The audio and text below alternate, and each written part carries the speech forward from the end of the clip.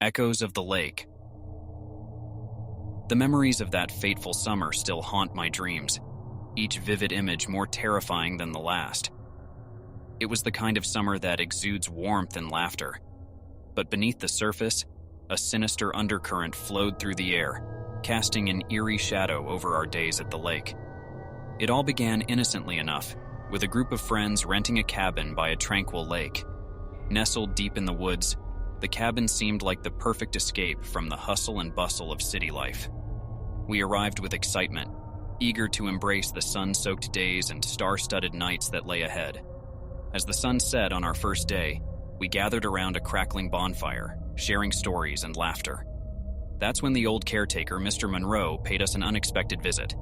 His rheumy eyes held an unsettling gleam as he spoke in hushed tones about the lake's history, a history tainted with tales of inexplicable disappearances and water that seemed to whisper secrets to those who listened closely enough.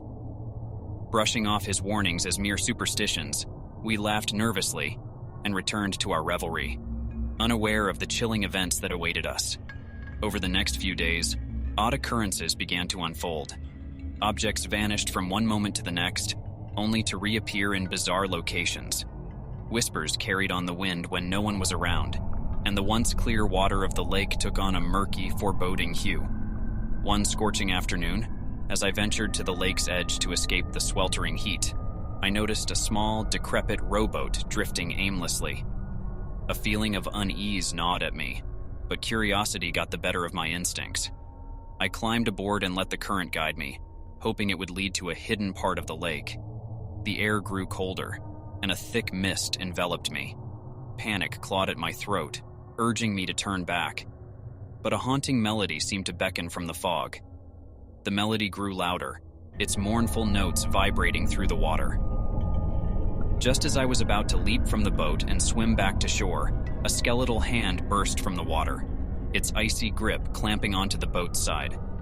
I screamed, a raw, primal sound that echoed across the lake. The hand retreated, disappearing into the depths, and the mist lifted as suddenly as it had appeared. I rowed back to shore, my heart pounding in my chest, and found the others staring at me in disbelief.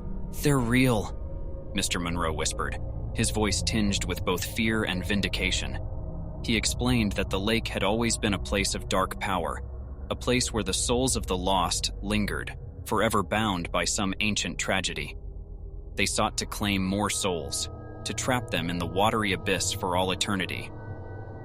That night, we huddled together in the cabin, the atmosphere heavy with dread. The walls seemed to whisper, and shadows danced along the edges of our vision. Sleep was elusive, as nightmares intertwined with reality. The lake's waters lapped at the shore like a sinister lullaby, and the air grew colder with every passing minute. Desperation set in as we realized that escaping the lake's clutches would be no easy feat. The rowboat, our only means of leaving, had vanished without a trace. Our attempts to contact the outside world were met with static and silence. We were trapped, surrounded by a darkness that fed on our fear. One by one, my friends succumbed to the lake's malevolent grip. They were drawn to the water, their eyes vacant, their movements puppet-like. I watched in horror as they waded into the lake, disappearing beneath its surface with a haunting serenity. Their voices joined the melody, an otherworldly chorus that sent shivers down my spine. As the last of my friends succumbed to the lake's power, I found myself alone in the cabin, the weight of the past days bearing down on me.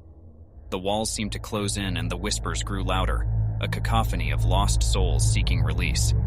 I clung to my sanity, determined not to become one of them. Days turned into nights, and I retreated further into the cabin, avoiding the water's edge at all costs. But the lake's pull was relentless, its siren song impossible to ignore. I knew I couldn't resist forever, that eventually, I too would become part of its cursed symphony. Now, as I sit here in the fading light, I can feel the lake's icy fingers brushing against my thoughts, coaxing me closer to the water's edge. The melody is all-consuming, and I find myself standing at the shore, the water lapping at my feet. In the distance, the skeletal hand rises from the depths, its grip inviting and final. And so, I prepare to join the others. to become a part of the lake's haunting history. As I step into the water, the melody swells, the whispers growing louder. In this summertime horror story, the lake's thirst for souls remains unquenched, and its echoes will continue to reverberate through the ages. Do you want to see more of this stories?